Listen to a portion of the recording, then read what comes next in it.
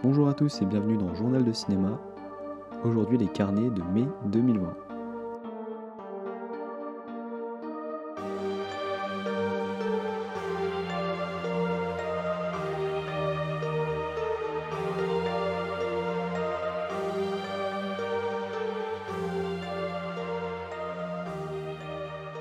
Les carnets, c'est donc le format où je parle de films qui m'ont marqué au cours du mois passé, que ce soit positivement ou négativement. Et le premier film que je vais évoquer avec vous, c'est Section 99 ou Brawl in Cell Block 99, sorti en 2018 de S. Greg Zahler avec Vince Vaughn et Jennifer Carpenter. Un passeur de drogue, donc incarné par Vince Vaughn, qui après un coup qui tourne très mal va se retrouver en prison, et il y apprend que sa femme enceinte Jennifer Carpenter a été enlevée par son ancien employeur, qui va lui donner une cible à abattre entre les barreaux s'il veut la revoir en vie. J'avais parlé de S. Greg Zahler dans mon top 10 de l'année précédente avec Traîner sous le bitume que j'avais beaucoup apprécié, et ce Section 99 comporte pas mal de points communs. Déjà ce rythme assez particulier avec des moments de calme avant la tempête et une tempête qui est souvent très violente, voire carrément gore. Je préfère prévenir immédiatement, c'est un film qui ne plaira sans doute pas à tout le monde, déjà à cause de cette violence, mais également à cause de sa trame qui plonge entièrement dans ce qu'on retrouve dans le cinéma bis et qui n'a pas peur d'être ridicule en étant too much. Si des gens ont vu le film, je parle notamment du chirurgien coréen. Pourtant, j'ai été emporté par ce personnage monolithique incarné par Vince Vaughn, accablé totalement par ce qui lui arrive et qui semble ne pas avoir de porte de sortie autre que justement foncer tête baissée dans les problèmes et dans la violence. Il y a un côté assez nihiliste et cynique, mais cette violence, elle est amenée d'une manière assez particulière. Elle débarque souvent de manière très brutale et rapide, mais finalement, sur les 2h12 du film, elle représente qu'une poignée de minutes, et pourtant on s'en souvient quand même longtemps après de ces séquences. D'autre part, le film comporte un gros bémol, sa photo un peu bleutée, que j'ai trouvé assez laide. On avait d'ailleurs un peu ça par moment dans le dernier film, mais je trouve qu'il a une manière de travailler les couleurs que j'ai du mal à apprécier, que je trouve un peu faussement esthétisante et sans réelle vision. Un film que je conseillerais aux fans de cinéma de genre en priorité et qui auront le cœur assez accroché pour faire face aux scènes assez brutales qui surgissent de temps à autre, et ceux qui voudront découvrir un film de prison finalement assez atypique, relativement loin des codes habituels des films en milieu carcéral, un film avec des qualités évidentes, une ambiance assez unique, mais qui risque de diviser, ça c'est certain, à cause de ses partis pris vraiment radicaux. Pour finir, petite anecdote, Park Chan-wook, le réalisateur de Old Boy et Mademoiselle, dont j'ai fait un épisode précédemment, devrait adapter prochainement un scénario de western écrit justement par S. Greg Zahler, et j'ai vraiment hâte de voir ce que ça va donner. Le deuxième film, c'est Adults in the Room, sorti en 2019 de Costa Gavras avec Christos Loulis, Alexandros Bourdomis et Ulrich Toucourt, adapté du livre de Yanis Varoufakis, ancien célèbre ministre de l'économie grecque. On suit la gestion de la récente crise grecque par le parti Syriza, fraîchement arrivé au pouvoir, et les négociations de Yanis avec ses interlocuteurs européens en 2015. C'est le dernier film en date de Costa Gavras, 86 ans à la sortie du film, avec une œuvre bien évidemment résolument politique et engagée comme il a l'habitude de le faire. Évidemment, autant le dire tout de suite, le film est orienté et on n'est pas face à un documentaire ultra réaliste de tous les rouages de l'Europe et de ses décisions, d'autant que je trouve que la situation dans laquelle les Grecs se trouvent et comment ils en sont arrivés là manque peut-être un peu de précision dans le film. Cependant, tous les personnages à l'écran existent et sont pour la plupart des décisionnaires réels de la période. On retrouve côté français notamment Monsieur Macron, Madame Lagarde ou encore l'illustre Monsieur Sapin. Et j'ai trouvé que le film était une plongée assez captivante dans les institutions européennes auprès d'un homme qui, bien qu'expert en économie, semble totalement dépassé par les codes de la politique. Ce qui est dit en privé n'est pas la même chose que ce que l'on annonce au public. On pousse pour faire signer un traité qu'aucun des autres pays membres n'accepterait de signer. Et Yanis semble se débattre au milieu de tout ça, avec pour unique envie de ne pas plonger son pays dans une crise par-dessus la crise. Si certaines figures peuvent paraître un poil caricaturales, le ministre allemand par exemple, il ne faut pas oublier que le point de vue du film et de ce qui est raconté est celui de Monsieur Varoufakis et que sa vision de l'Europe est assez cauchemardesque. D'autant que je trouve pas que le film soit forcément une charge totale contre l'Europe, mais plutôt une charge brutale contre ce qui a été fait contre la Grèce, qui a été fait à l'encontre de la Grèce, qui a sans doute été la victime un peu facile de cette crise. En conclusion, je trouve que c'était un film politique d'assez grande qualité. Ça m'a presque rappelé The West Wing, la série à la Maison Blanche par moment. et c'est un éclairage assez intéressant de la crise grecque, de comment elle aurait peut-être pu être évitée ou gérée différemment en tout cas, et qui finit aussi par poser la question de quelle est la place du peuple et des choix du peuple dans toute cette affaire.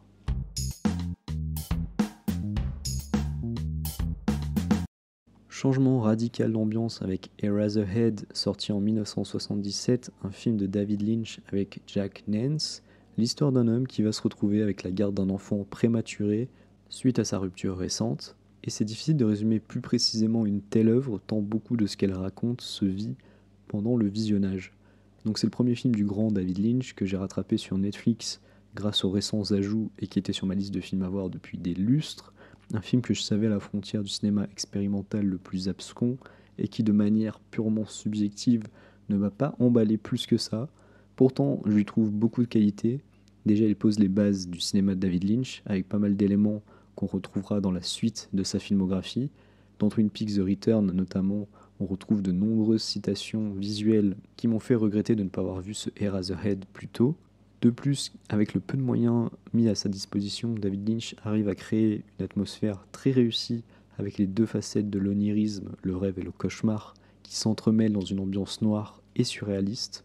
Par ailleurs, l'aspect court-métrage rallongé est quand même criant et plombe un peu le film avec certaines scènes qui s'étirent un peu trop. C'est peut-être ma seule véritable critique à l'égard du film, mais qui est vraiment dérangeante selon moi, parce que le film perd de son impact, perd de sa vivacité, mais malgré tout, je ne peux que recommander ce Eraserhead comme l'œuvre matricielle d'un cinéaste qui a eu une influence majeure sur le cinéma de ces 40 dernières années, et aussi parce que je pense qu'au-delà des mots et des descriptions qu'on puisse en faire, c'est une expérience qui doit se vivre pour savoir si elle vous parlera ou non, si la poésie de Lynch vous emporte ou pas.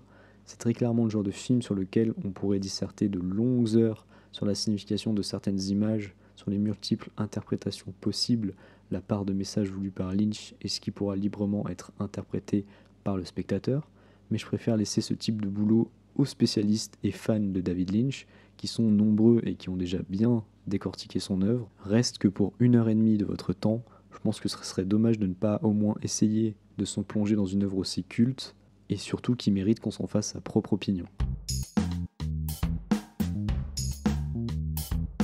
L'Idiot ou Durac en VO, sorti en 2015, un film de Yuri Bykov avec Artyom Bistrov et Natalia Surkova. L'histoire, c'est celle de Dima, un plombier gérant les canalisations d'un quartier de logements sociaux qui, lors d'une inspection de routine, se rend compte qu'une gigantesque fissure menace le bâtiment qui peut s'écrouler dans les prochaines heures et mettre ainsi en péril la vie de 800 personnes. Il va donc essayer de prévenir les gestionnaires de la ville qui sont tous réunis pour l'anniversaire de la maire de la ville. Un film russe vu un peu sur un coup de tête, mais surtout parce qu'il avait une moyenne très élevée sur Sens Critique, ce qui m'a pas mal intrigué, étant donné que j'étais totalement passé à côté, que je n'avais jamais entendu parler de ce film. Et si on n'est pas face à un très grand film, j'ai trouvé que Yuri Bykov rendait une copie de très bonne qualité.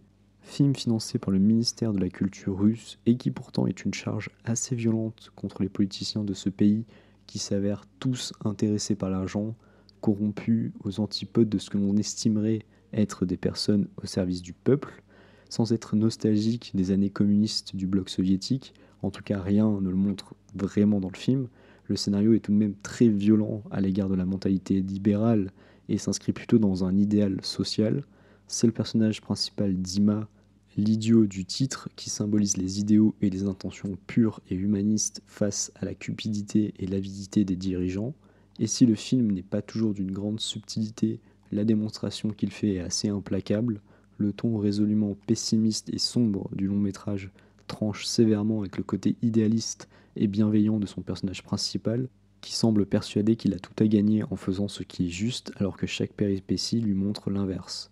En voulant sortir du rang et en s'opposant aux puissants pour sauver des vies, il y gagnera seulement le titre d'idiot plutôt que de héros. Si vous cherchez un film russe récent, je ne peux que vous le conseiller. Le film n'a pas que des qualités, mais on sent une vraie sincérité dans le propos et une réflexion plutôt intéressante sur les whistleblowers ou lanceurs d'alerte. Un film finalement assez intéressant que je recommande et qui mérite vraiment d'être découvert plus largement.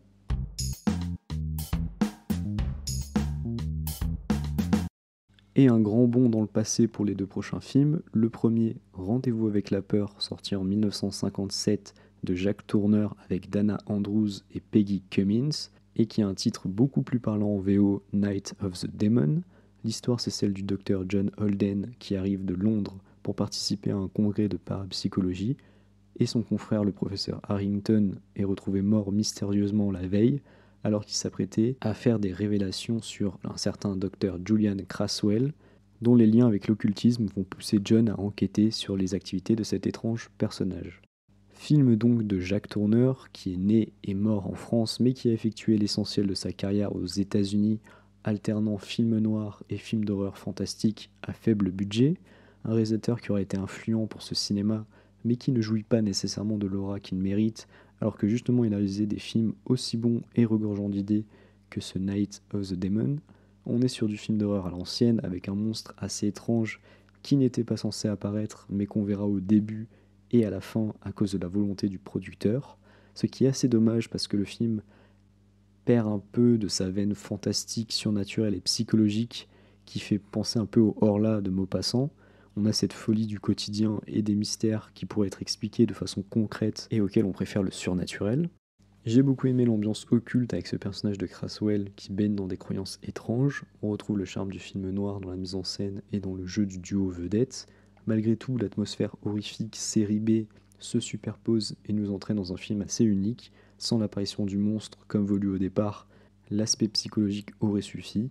Dommage de ne pas avoir laissé l'œuvre jouer uniquement sur la folie naissante des différents personnages, mais malheureusement c'était pas le choix de l'auteur. Un film qui aurait été une très bonne surprise pour moi et que je vous recommande vivement si vous êtes amateur du genre, ou tout simplement pour une soirée d'horreur fantastique un peu vintage. Une ambiance très réussie, des acteurs convaincants et une multitude de petites idées qui rendent ce film vraiment hautement recommandable.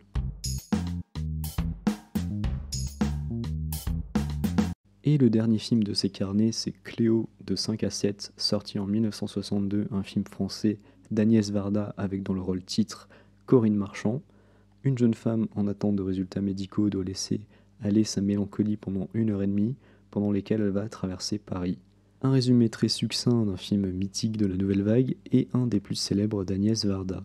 Un film qui a déjà pour qualité numéro 1 Corinne Marchand, qui crève l'écran de la première à la dernière minute en Cléo, qui traîne ses yeux tristes et qui est rongé par l'interminable attente dépeinte en temps réel, le film durant exactement l'heure et demie que Cléo a à patienter. Son jeu, son style vestimentaire ou encore son charisme emportent tout sur son passage, et je trouve très triste qu'elle ne soit pas devenue une actrice plus emblématique du cinéma français après un tel rôle. Les différentes rencontres qui parsèment le film sont toutes assez mémorables, que ce soit Angèle, la gouvernante, la voyante du début, Michel Legrand et son acolyte, et évidemment celle avec Antoine qui clôt le film. Le numéro musical au milieu est assez superbe avec les chansons écrites par Varda elle-même. On a même droit à un sympathique petit film muet lors d'une projection dans un cinéma avec de nombreuses figures de la Nouvelle Vague et notamment un Godard sans ses lunettes noires. La balade dans Paris est filmée avec un amour total pour cette ville et une mise en scène qui illustre parfaitement le mal-être de Cléo. Un film que je recommande chaudement pour justement découvrir le cinéma d'Agnès Varda et qui en plus est disponible sur Prime Video aux côtés de nombreux autres films de la réalisatrice. Merci pour votre attention, c'était tout pour ces carnets de mai 2020. J'espère que ces courts avis et recommandations vous ont plu. Si vous avez apprécié l'épisode, n'hésitez pas à vous abonner sur votre plateforme d'écoute de podcast favorite, que ce soit Podcast Addict, Apple Podcast, Pocket Cast et bien d'autres. Normalement, le podcast est présent à peu près partout. Et pour toutes les informations, rendez-vous sur Twitter, @journal de cinéma. Encore merci, on se retrouve au prochain épisode. Bye bye.